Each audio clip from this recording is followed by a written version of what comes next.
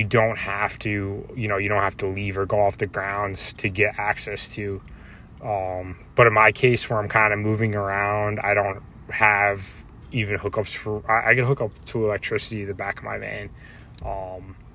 Water is what it is. I just fill up tanks. But I mean, at least I have the option of using, I have a solar panel if my battery for my car failed or I couldn't find gas, or I didn't have money for it.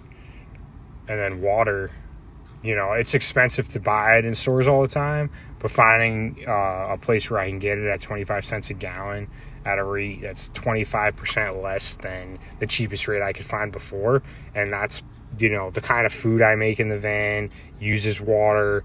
If I make coffee, uses water. Almost most of the food I make, I do buy a good amount of food, but like out of the food I make, I'd say out of the food I make, if we're looking at a pie chart, like 80% of it uses water. And then if combined overall, all of the food that I eat, 60 to 70% uses water.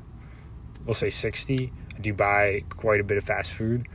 So like that's, and then if I work out, like everything's connected. And then if I work out, I have to eat more. So I need even more water. I need more water anyway if you work out, just directly connected to working out. And then eating more food so much of the food that I consume is made with water. It just makes a huge difference. It just saves so much money when I can get that,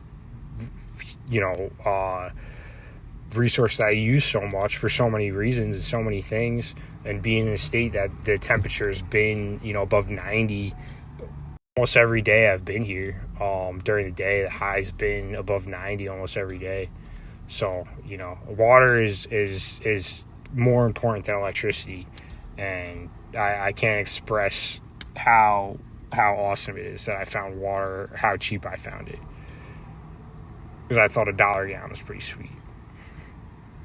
So I don't really know the point of this video. I started talking about Uber Eats, and it kind of got into economics, and then got into like my most important resources and like a comparison between like the stealth van and like an apartment, or stealth van and a regular van. I think wrapping this up is just like talking about the major economic and, resource considerations if you're going to try stealth van camping.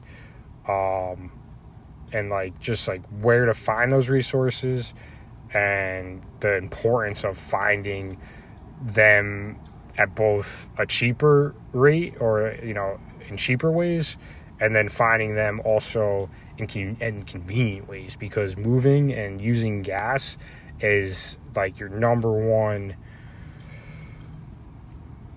It's your enemy, and at the same time, it's what separates other means of travel and transportation, because you can just, in the morning, you fucking want to go somewhere, you have somewhere that's picked out in your route that opens up early or something, and you wake up early enough, you don't have to wait around to get things set up. You can just wake up and fucking, do whatever you have to do, wash up, brush your teeth, make coffee, you're on your way. You don't have to wait for stores to open up. It could be 5 in the morning, it could be 6 in the morning, it could be 4 in the morning.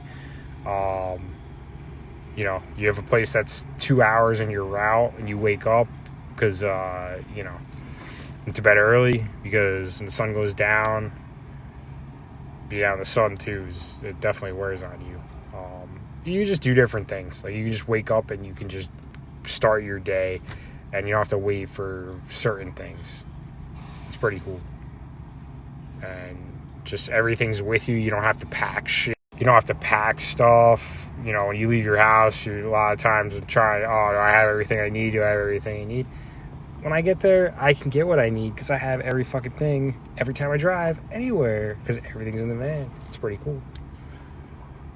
I don't know. I'm a fan of stealth van camping. I don't know about doing it full time. It can be wearing, it can be tearing. I don't know, as I get older, how that's going to be. But I think it's cool to have if you have a house, if you have an apartment, if you have a tiny house, and you like to travel, you like to go camping, you like to get away on the weekends, it's a cheap, convenient. Once you set it up, once you have, I have more than what I need, because it's everything. Everything that I've been on the road with was in my van, other than what I dropped off of my land in Colorado. And a lot of people have like a house and they set up a stealth camper van. Just have like what the things you want for your weekend trips, your weekend vacations in your stealth van. You may not even know what resources are available in the areas you want to go, and that may make you more hesitant if you have a bigger pull van or something that's not as convenient. But if you're like, oh, I want to go to like this city and it's in another state and it's, whatever, like half a day trip, you don't have to worry about, having access to certain resources, certain hookups, certain things that you may need, parking if you have a huge pull van, hookups for water and electricity. You can just kind of take the stealth van with you and like figure it out as you go, because, at the very minimum, you can just have like storage tanks for your water. You can have a battery for your electricity. And if you're only going for a weekend or maybe at the most a week or a couple weeks, you don't really need that much to make the most out of your trips and, do whatever you want to do in the cities you want to go to. Whether you want to go fishing, whether you want to go hiking, whether you want to go hunting, you can set up your stealth camper van to suit whatever travel accommodations you need. It's a very cool, cheap way to travel. And, at the worst, if you don't have everything you need, or you're not prepared to maintain proper hygiene without having like a shower or a bathroom and things like that. Worst case, if you need to stay in a motel for as long as you need to stay in a motel, it could be the whole length of your trip. You just be like, fuck the stealth van, and you just use it as a car and just go to a motel. Like, worst case. And then, realize it's not a good time for the trip. You're not prepared, and either, keep going, doing the trip as it is and spending more money staying in the motel, or you could say, screw it, I'm packing up and I'm going home and I'm resetting and I'm trying it another weekend because I don't have everything that I need. But there's portable showers. I think the biggest thing for people without having a shower or a bathroom in their van is maintaining proper hygiene. And I've shown on this channel with spray bottles, with buckets. I don't even use a bucket, but that's like another way, is like a wash basin, like sponge bath kind of a way. And that's perfectly something I could do if I needed to.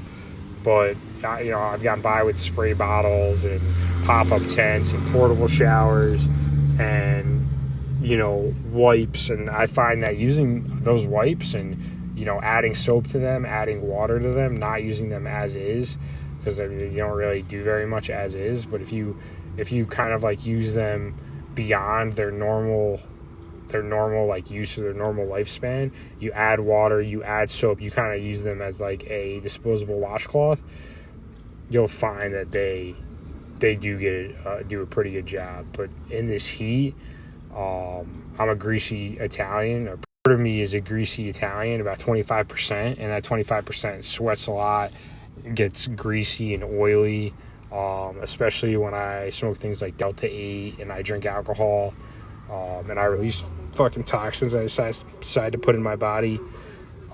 I become like a greasy freaking meatball, and I have to wash up at least my face and my hands, a couple, if not multiple. I think a few days I've washed my face like 5 times in a day, if not more, because of how greasy it gets. And like that means I need a towel, that means I need a bar of soap, and I need a spray bottle, I need water readily available. If I'm in a state where I'm sweating that much and my skin's getting that oily and that greasy for whatever reason, I totally think it's because of my use of the Delta 8 that I bought and the alcohol.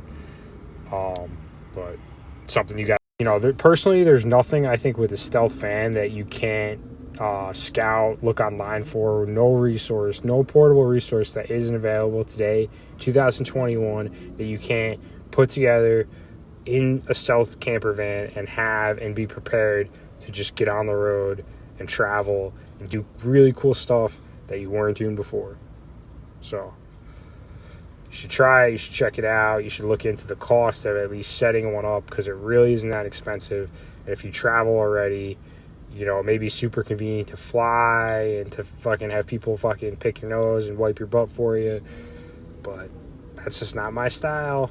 I like to, you know, if I struggle to do things, I learn, I build skills, and, you know, you find that those skills become super handy in the real world. So, check out stealth van camping. I recommend it.